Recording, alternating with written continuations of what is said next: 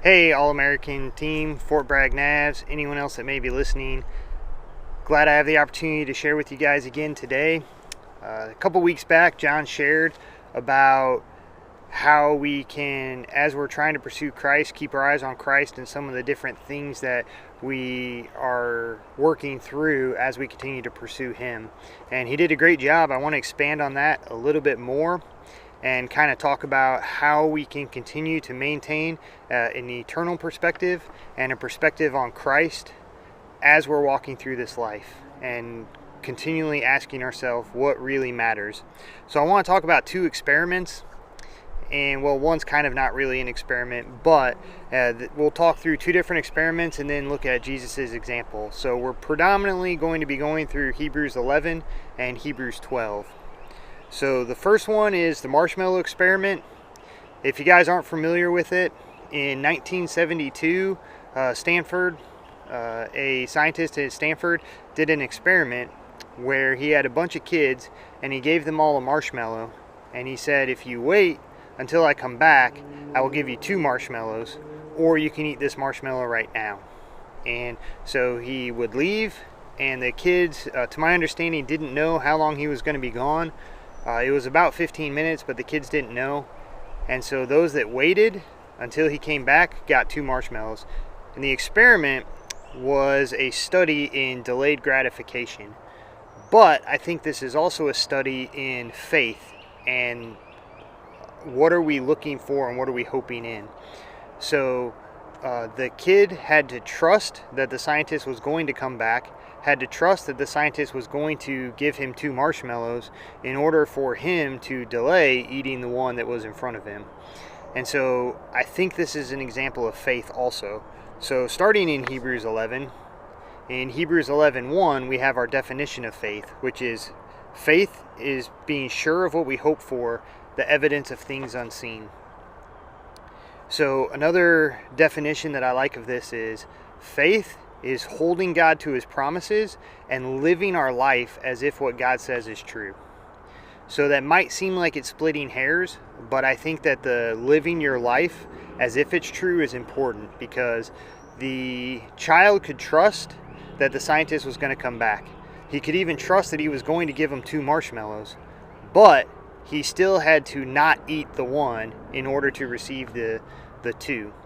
So it was not just a matter of him believing what the scientist had said, but then living out as if if their word was true by not eating the marshmallow. So I think in our life too, we have to not only hold God to His promise, but even if we don't understand, we have to live as if what God says is true. So I think there's a great example of this in as we skip down a little bit in Hebrews 11. The first group of guys, it kind of gives this summary in verses 13 through 16. These all died in faith, not having received the things promised, but having seen them and greeted them from afar, and having acknowledged that they were strangers and exiles on the earth. For people who speak thus make it clear that they are seeking a homeland. If they had been thinking of that land from which they had gone out, they would have had opportunity to return. But as it is, they desire a better country, that is, a heavenly one. Therefore, God is not ashamed to be called their God, for He has prepared for them a city.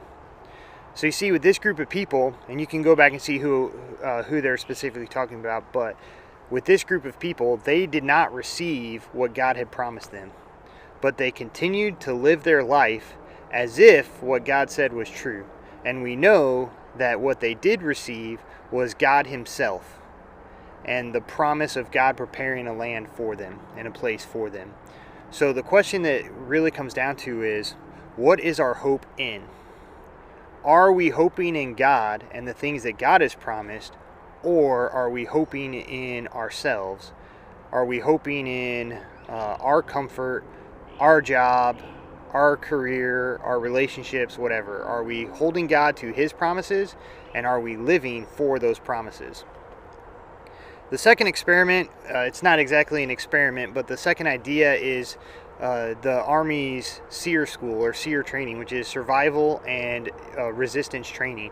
So after Vietnam, the Army decided that they needed to have a bunch of specialized training for all of these pilots that had gotten shot down and captured.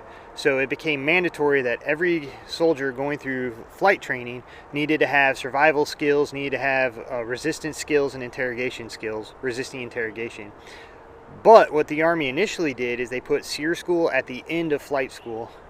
So after 2 years or however long of conducting flight training, then the students would graduate, get their wings, and then go into SEER school.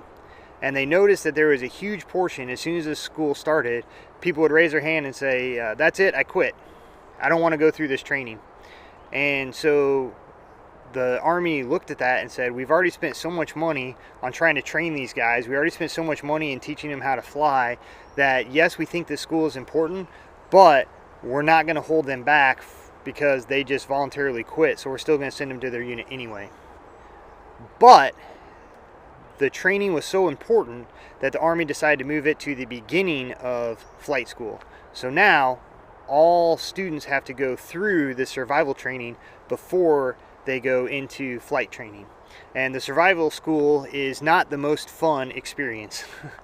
But the question that it comes down to is, are these soldiers willing to endure this training for the hope of flying on the other side? And I think that's the question, is what are we willing to endure for the sake of what God has promised us? And all of us, I think, naturally gravitate towards comfort. So naturally speaking, we don't want to be uncomfortable. We don't want to embrace discomfort. We gravitate towards what is comfortable for us. So we avoid conflict because we don't want to be uncomfortable. We whatever in our life, we take a job because it's easy, or we'll manage our life to avoid being uncomfortable. I think one of the things about soldiers is that the Army forces soldiers to exist in the uncomfortable. And the promise is, we will make things suck now so that you will be prepared to fight war later. So if you think about all the training, everything we do tends to be physically or mentally demanding. We go out and train when it's raining and pouring, when it's cold, when it's hot. We embrace all of these adverse conditions for the promise that this will prepare us for when we deploy. And that when we deploy, we've already faced every situation or scenario that they could place us in, and so we're prepared. So I think that soldiers are taught to exist in the uncomfortableness of life because of the promises of something better. And so that's the challenge, is what are we willing to endure for the promises of God?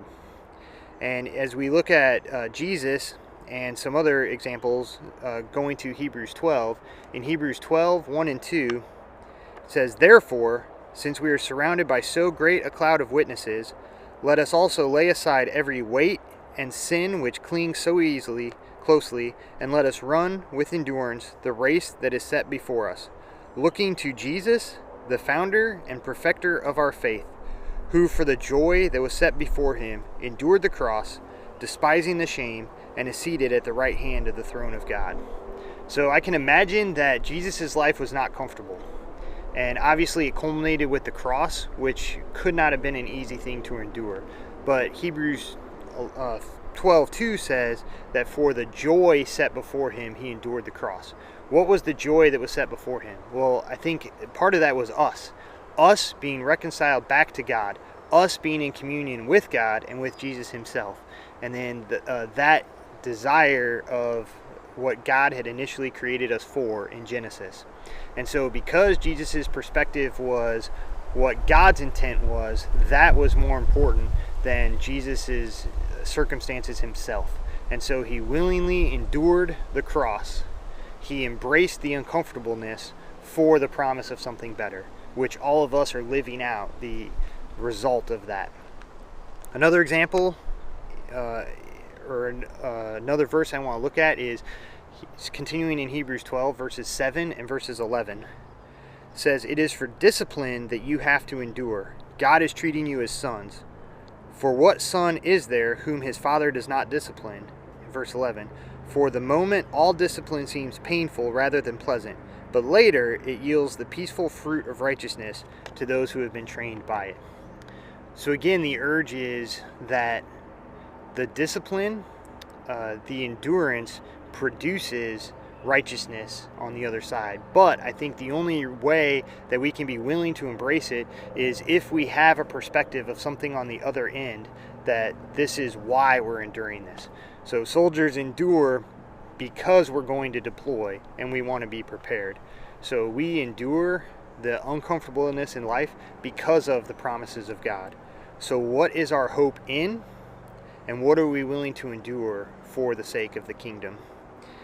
And now let's look at Jesus' example as Jesus lived this out very practically for us.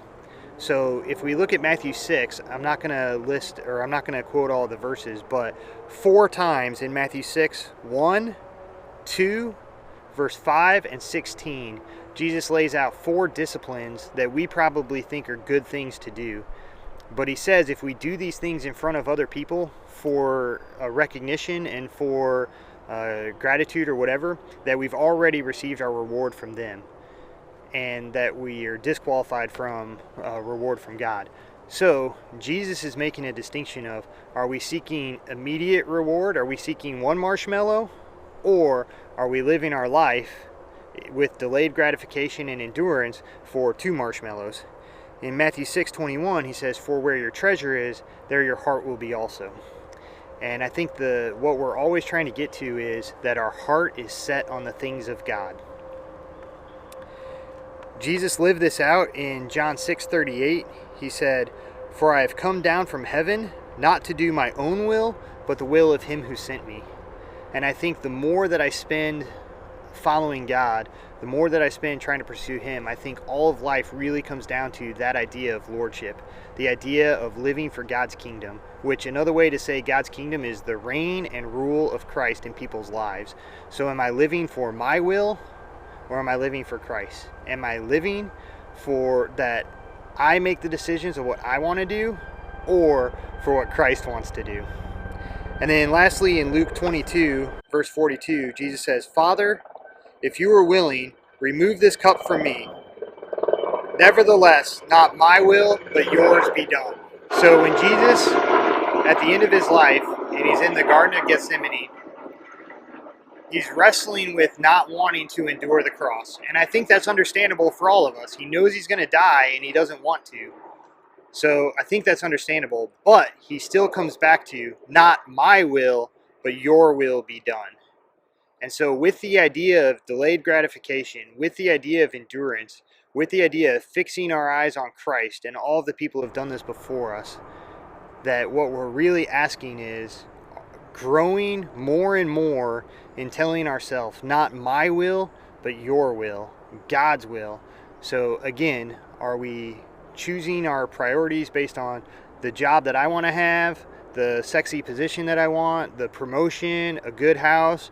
Or am I asking, what does God want for my life? What are God's priorities for me and his kingdom?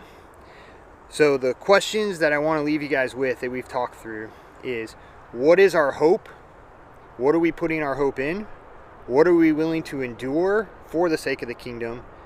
And whose will are we letting shine through in our life? So as you guys wrestle through these questions, I think what it comes down to is a eternal perspective. Are we looking to Christ so that we can see, we can keep our eyes on Christ and not be waylaid by every bump and everything along the way, and we're willing to endure because of an eternal perspective? Or are we looking at our immediate circumstances and trying to better our positions right now and attain stuff for ourselves right now? So are we looking to Christ, or are we looking to ourselves? So as you guys continue to engage in the people around you, that's what I want to leave you with. What is our hope in? What are we willing to endure? And whose will are we living for? So appreciate the opportunity to share. Hopefully you guys are encouraged, and I look forward to meeting with you guys again soon.